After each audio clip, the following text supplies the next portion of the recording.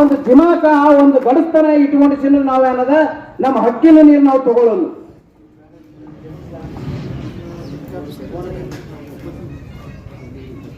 ಸಾಧ್ಯ ಆಗತ್ತೆ ನನಗನ್ಸ್ತದ, ಸಾಧ್ಯ ಇಲ್ಲ ತೇಜಿಂದ ಯಾರು ಅನ್ಕೋತಿರಲ್ಲ, ಅನ್ಕೋಕ್ ಹೋಗ್ಬೇಡ್ರಿ.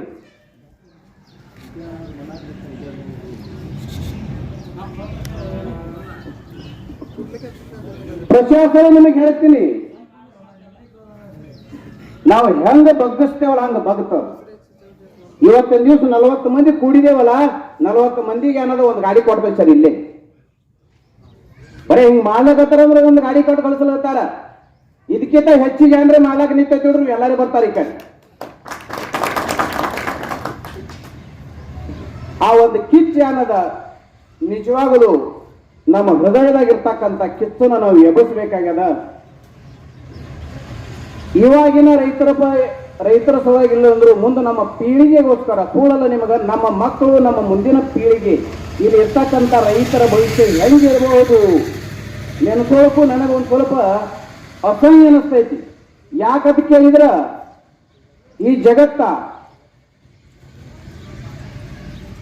ಪ್ರಕೃತಿಗೆ ಅನುಗುಣವಾಗಿ ಏನಾಗಲ್ತದ ಬೆಳ್ಕೋತ ಹೊಂಟದ.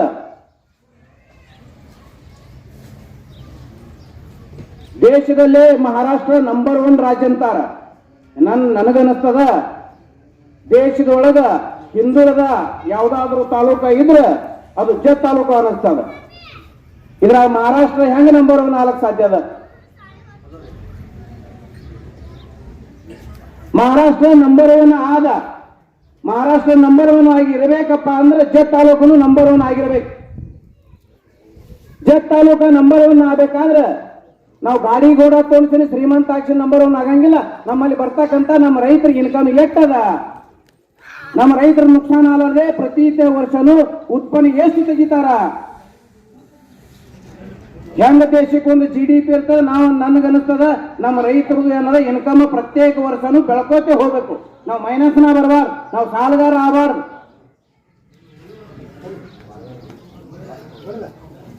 ಹಿಂಗ ಹಾಕೋತ ಹೋಗಿದ್ರೆ ನಮ್ದು ವಿಕಾಸ ಆಗ್ತೈತೆ. ಹೆಂಗ ಸಾಲ ಮಾಡೋದು ಸಾಲ ಮುಟ್ಸೋದ್ರಾಗೆ ಹೋಗ್ತೈತಿ. Press the bell icon on the YouTube and never miss another update.